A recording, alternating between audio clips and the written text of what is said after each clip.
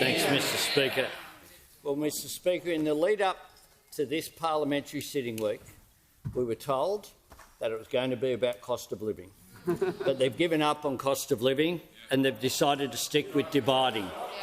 They've decided to stick with, the member for Fairfax. division from someone who we thought would not be more divisive than the former Prime Minister that he replaced as leader of the Liberal Party, but of course the leader of the opposition is managing it. The same person who, when, as he mentioned, Kevin Rudd, the former Prime Minister, when he stood at this dispatch box and gave the apology to stolen generations, it was a proud moment to be in this parliament. And the then leader of the Liberal Party, Brendan Nelson, had the courage of his conviction to do the right thing and to stand at this dispatch box as well and make sure that that was a matter of national unity. And around the country, school children gathered in front of television screens to celebrate that moment to advance reconciliation, that moment to lift up our nation. And the Leader of the Opposition not only opposed it, threatened to resign from the front bench over it, and walked out on that event. So terrible was it that in that moment of national unity there were only a few people who were so determined to sow division that they just couldn't cop the concept of saying sorry for the wrong thing being done, for children being stolen from mothers, fathers and grandparents, families and communities. Could not stomach it. Could not stomach it. Now, we have heard from the Leader of the Opposition a range of comments, most of which was not about what is before the Australian people. He spoke about my speech to Gama last year, and I'm proud of it. Yeah. And I'll be proud of the speech that I give at Gama this weekend. Yeah. Now, there was a time where the leaders of both countries went to Gama, and today both parties and those opposite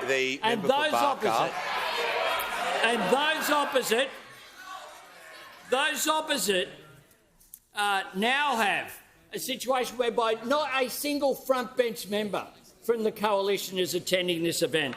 And today, on his weekly tough interrogation by Ray Hadley on 2GB, he went on to say that he wasn't going to attend because it was all about a left fest. Well, the Yotta Yindi Foundation that hosts that event, the Leader of the Opposition was happy to go to the funeral of Yunupingu and to state the important work that great Australian, his contribution to this nation.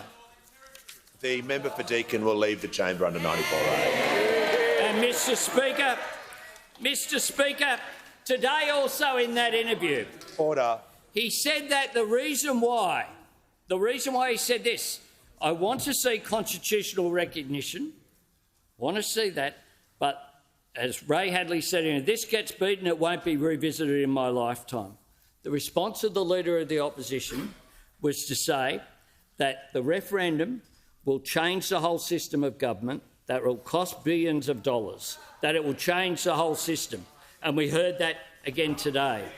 Well, I say this to those opposite. You can't say that it will change the entire system of government and then say you will legislate the voice, because that is what you are saying. You can't say it will promote racial division and then say you will legislate for the voice.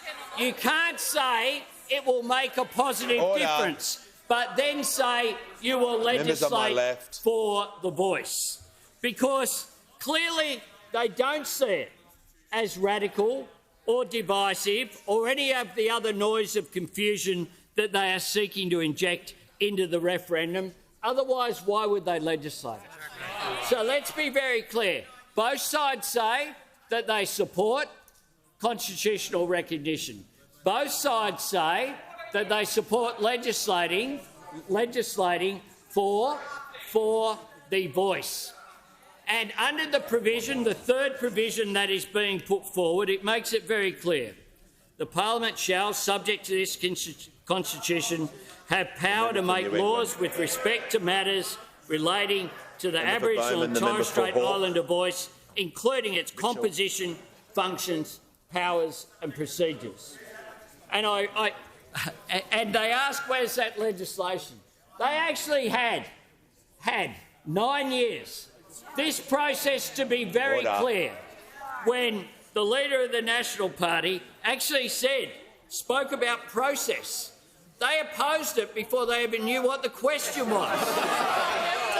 And then the Liberal leader, after they lost the Aston by-election in a once-in-a-century event, didn't even bother to tell his Shadow Minister for Indigenous Affairs or Shadow Attorney-General that he was abandoning the process even before the Parliamentary Committee had met. And they speak about dividing, they're managing to divide themselves. They had someone who was one of the architects of the wording, was the member for Bradfield, now sitting up the back, Andrew G. or Barara, Andrew G. Members on my sitting up left. the back as well. Order. Julian Leeser is someone who has more honour in his little finger than the front bench put combined. And the truth is that the process that occurred began in the lead-up to the 2007 election under John Howard, promised to advance constitutional recognition. We then had a process established in 2012. Tony Abbott established a process to take it forward for what the form of constitutional recognition would be.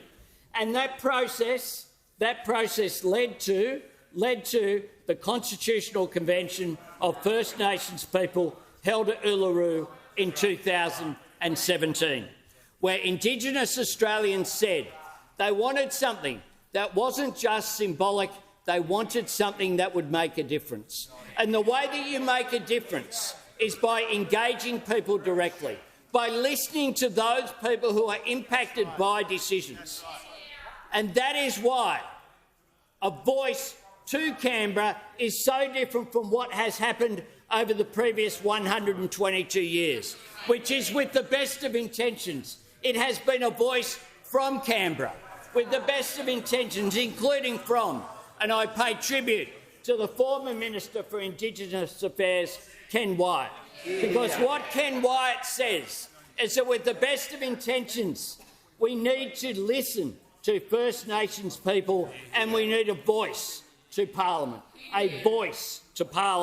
and to government, because that is how you get better outcomes. Because we know that is the case, because if we look at the programs that are working the best, Indigenous Rangers, community health programs, justice reinvestment programs, they all have something in common. They are all something that have come from Indigenous people. They are all programs in which Indigenous Australians have been the architects of it. But those opposite, and particularly this leader of the opposition, seeks political advantage rather than trying to come together. Makarrata means a coming together after struggle. It's as simple as that, a process bringing people forward in the nature of reconciliation. And the fact that he's not prepared to front up at the Garma Festival this weekend, in order to explain his position, he'll be received politely if he attended. He would be, because one of the things about the Yotta Yindi Foundation and about that event is it's about respect. It's about bringing people together, Indigenous and non-Indigenous Australia. This is an opportunity to do just that. And that's why Australians will vote yes for the referendum when it's held in the last quarter of this year. They will vote yes and they will advance reconciliation.